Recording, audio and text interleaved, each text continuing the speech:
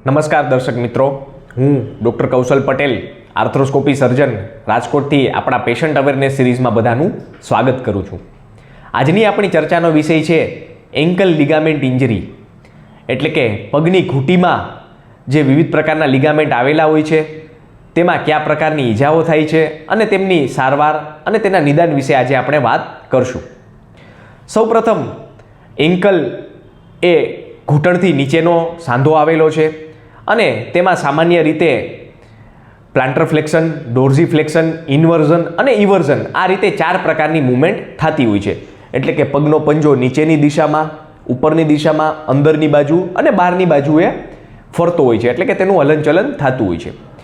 સામાન્ય રીતે એન્કલના લિગામેન્ટમાં ઈજા ભાગ્યે જ અથવા તો રેર જોવા મળે છે, કારણ કે એન્કલમાં નાના મોટા 15 થી 20 લિગામેન્ટ આવેલા હોય છે. મોટા ભાગે આ લિગામેન્ટમાં સ્પ્રેઇન એટલે કે સ્નાયુ ખેંચાઈ જવો એવી તકલીફ વધુ પડતી જોવા મળતી હોય છે. પરંતુ ઘણી વખત રમતગમતના લીધે અથવા તો વાહન અકસ્માત દરમિયાન ઘણી વખત આ લિગામેન્ટ તૂટી શકે છે અને તેમની સર્જરી પણ કરવી પડી શકે છે. તો આ એન્કલ લિગામેન્ટની ઇન્જરીને મોટા ભાગે 2 ભાગમાં વહેંચવામાં આવતી હોય છે. પ્રથમ ભાગ કે જે સ્પ્રેઇન અથવા તો સ્ટ્રેઇન તરીકે ઓળખાય છે, તેમાં મોટાભાગે સ્નાયુઓ તૂટેલા નથી હોતા, પરંતુ તેમાં સોજો જ હોય છે અથવા તો થોડા સ્નાયુઓ ખેંચાયેલા હોય છે. બીજો પ્રકાર કે જેમાં લિગામેન્ટનું કમ્પ્લીટ રપ્ચર જોવા મળતું હોય છે. હવે સૌપ્રથમ જોઈએ કે એન્કલમાં કયા કયા લિગામેન્ટ આવેલા હોય છે. સામાન્ય રીતે એન્કલમાં 2 ભાગ હોય છે, મીડિયલ સાઇડના લિગામેન્ટ અને લેટરલ સાઇડના લિગામેન્ટ. મીડિયલ સાઇડમાં ડેલ્ટોઇડ તરીકે ઓળખાતા લિગામેન્ટનો સમૂહ આવેલો હોય છે અને લેટરલ સાઇડમાં એન્ટિરિયર ટેલોફિબ્યુલર લિગામેન્ટ કે જે અન્ય 2 ભાગમાં એન્ટિરિયર અને પોસ્ટિરિયર પોર્શનમાં વહેંચાયેલો હોય છે, અને કેલ્કેનિયો ફિબ્યુલર લિગામેન્ટ તો આ રીતે લેટરલ ભાગમાં 2 અને મીડિયલ ભાગમાં 1, આવી રીતે ઘૂંટણમાં એટલે કે એન્કલમાં મુખ્યત્વે 3 લિગામેન્ટ આવેલા હોય છે. હવે જ્યારે પણ એન્કલ સ્પ્રેઇન થાય છે એટલે કે પગનો પંજો જ્યારે આ રીતે અંદરની બાજુ વળી જતો હોય છે, જે સામાન્ય રીતે સીડી ચડતી ઉતરતી વખતે અથવા તો વાહનમાંથી નીચે ઉતરતી વખતે અથવા તો પગ નીચે કોઈ જો પથ્થર આવી ગયો હોય તો ઘૂંટી આપણી આખી આવી રીતે અંદરની બાજુએ ફરી જતી હોય છે. તો તેમાં મોટાભાગે ઘૂંટીની બહારની બાજુએ આવેલા એટલે કે લેટરલ સાઇડના જે લિગામેન્ટ્સ હોય છે તેમાં ઇન્જરી થતી હોય છે, જે અનુક્રમે એન્ટિરિયર ટેલોફિબ્યુલર, તેના 2 ભાગ એન્ટિરિયર અને પોસ્ટિરિયર, અને કેલ્કેનિયો ફિબ્યુલર લિગામેન્ટ એટલે કે ATFL અને CFLમાં ઇન્જરી જોવા મળતી હોય છે. પરંતુ જે દર્દીઓને શરૂઆતના સમયમાં ઘૂંટીમાં ખાલી સોજો જ હોય છે અને દુખાવો થતો હોય છે, તેમાં મોટાભાગે એક્સરેની અને તેમને શરૂઆતના 15 થી 20 દિવસ આરામ કરવાની સલાહ આપવામાં આવે છે. મોટાભાગે 80 થી 90% દર્દીઓને 2 થી 3 અઠવાડિયાના આરામના અંતે તેમજ થોડી દવાઓ લેવાથી ઘૂંટીનો સોજો અને દુખાવો ઓછો થઈ જતો હોય છે. પરંતુ જે દર્દીઓને 2 થી 3 અઠવાડિયાના અંતે જો દુખાવો કે સોજો ઓછો ન થાય તેમજ વારંવાર એન્કલ ટ્વિસ્ટ થવાની તકલીફ રહેતી હોય તો આવા દર્દીઓમાં લિગામેન્ટ તૂટેલો હશે તેવું અનુમાન કરવામાં આવતું હોય છે અને તેમને આગળ ફર્ધર ઇન્વેસ્ટિગેશન એટલે કે MRI કરવાની સલાહ આપવામાં આવતી હોય છે.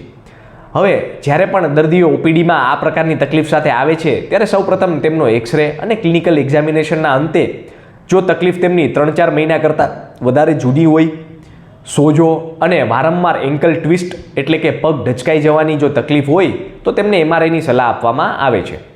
સામાન્ય રીતે MRIમાં જો લિગામેન્ટ તૂટેલા બતાવે અથવા તો તેમનું પાર્શિયલ ટેર અથવા તો કમ્પ્લીટ ટેર બતાવે તો આવા દર્દીઓમાં મોટાભાગે સર્જરી કરવાની જરૂર પડતી હોય છે.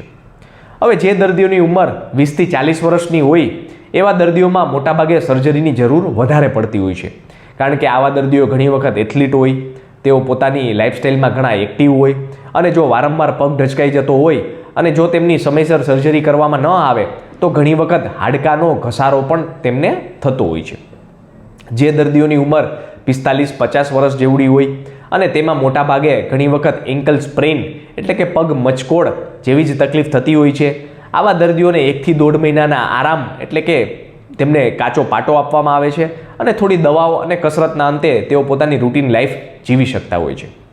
હવે સર્જનની વાત કરીએ તો જે દર્દીઓના MRIમાં પાર્શિયલ અથવા તો કમ્પ્લીટ ટેર હોય અને તેમને વારંવાર ઘૂંટી ઢચકાઈ જવાની તકલીફ હોય તો આવા દર્દીઓમાં બ્રોસ્ટ્રમ પ્રોસિજર તરીકે ઓળખાતી સર્જરી કરવામાં આવે છે.